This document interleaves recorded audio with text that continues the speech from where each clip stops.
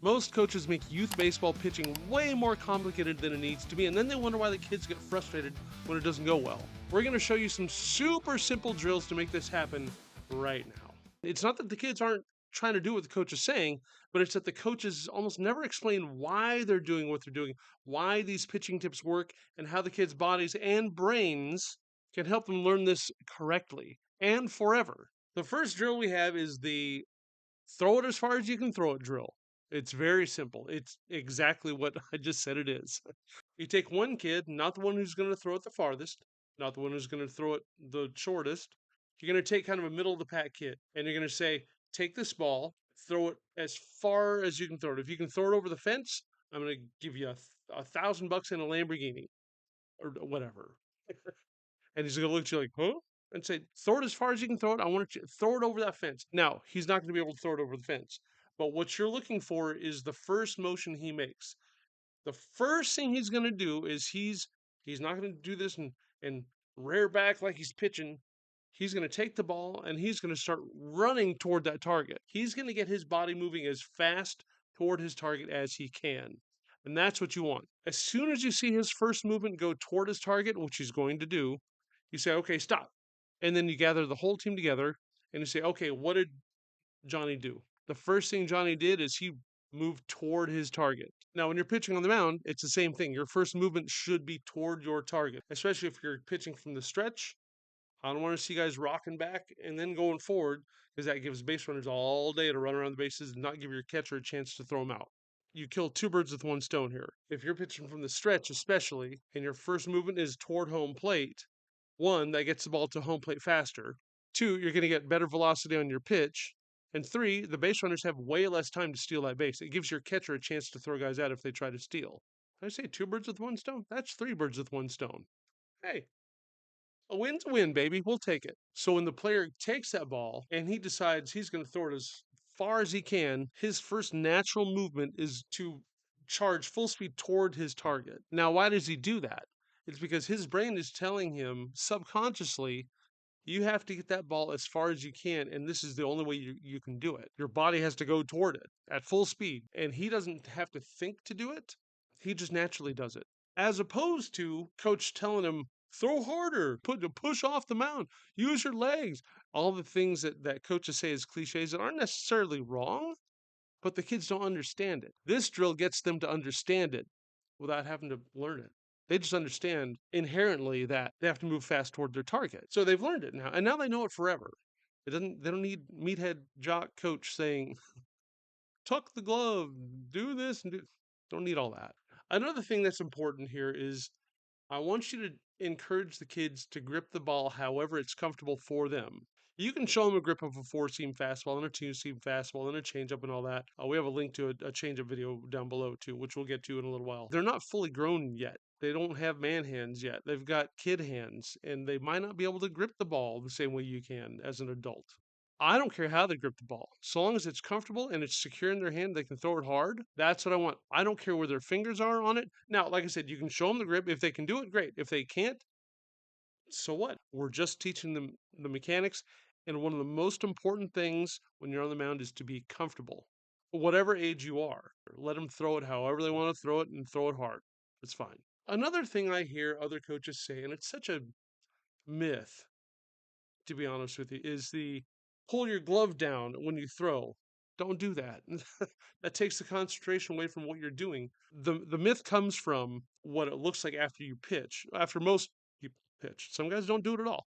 But the big thing to do is you're moving toward your target, right? So the big thing to do is your chest goes toward your glove. So then that's why a lot of coaches say you pull your glove in to your chest. It's not how it works. It looks that way, but it's not how it works. Your chest goes toward your glove. That's the important way to do it. Your chest goes toward your glove because you're moving forward. Simple.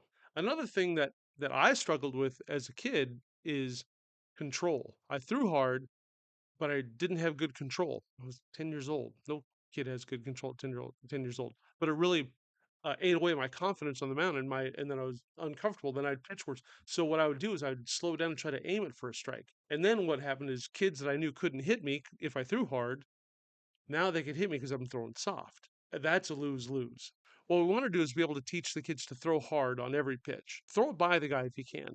Now, if they get wild, tell them, so what? What I want them to do is I want them to get so used to their natural hard throwing motion that it becomes second nature to them, so that later on, when it does matter, they can throw a hard strike and they can pinpoint their spots. Kids that have good control when they're like 10 years old, that's a rarity. If they get used to throwing the ball as hard as they can, and that's their natural throwing motion, it's going to be that much easier to control later on. And then they become real pitchers, and then they can hit their spots. I've seen travel ball coaches like 7, 8, 9, 10U hit. You got to hit your spots. Ah, coach, let them pitch. Yeah, you want them to hit their spot. You want to teach them that they want to hit their spots, but don't bust their chops if they don't hit their spots. They're 10 years old, for God's sake. Give them a break. Now, you get in high school, you got to hit your spots. Get into college, you really got to hit your spots. Make sure that they're throwing hard, even if they're missing. I don't care if they're missing 3 or 4 feet wide or 10 feet above the I don't care if they punch a hole in the backstop. Okay, they got to throw hard, and then they can get used to that motion and then hone that in for strikes. Okay, that's what matters. Another thing to do when you're struggling with control, coaches always say, just hit the glove, aim for the glove, aim for the glove. Hey, catcher, give him a target, aim for the glove. Okay, the glove is pretty big, man. It's like half the strike zone. What I teach the kids to do is pick a spot in that glove. Pick the smallest thing in there, like if there's a logo in there, if there's a certain thread, whatever it is they can pick inside the glove. Maybe it's a little gap in the webbing where you can see light through it. Whatever it is, find a spot inside that glove, aim for that. That way, if you're aiming for a precise target and your margin of error is this big, you're still hitting the glove. Whereas if you're aiming for the glove, which is this big, and your margin of error is this big, it might be a ball. So find a spot within the catcher's glove, not the glove itself. Find a little spot within the glove and aim for that. Keep your eyes focused on that when you're pitching. It gives you a better chance of throwing a lot more strikes. Another thing that's really important, and this isn't just for pitching success, it's for arm health. Like we said earlier, you want the kid to get used to throwing the ball hard all the time. That should be his regular throwing motion. Now, along with that comes a consistent release point. Another thing I'll say on arm angle is if a kid naturally throws sidearm, don't try to force them to throw over the top. Just like if a kid's naturally throwing over the top or 3/4, don't try to force him to throw sidearm. He's throwing with what his body naturally does. That's very important. His brain is saying, "Hey, let's naturally do this because we need to throw the ball hard." His brain subconsciously tells him the way your body throws hard is your arm comes here, or it comes here, it comes here. That's his natural throwing motion. Don't try to change that on guys. If you see an obvious mechanical flaw, it's going to hurt him. Obviously, help the kid.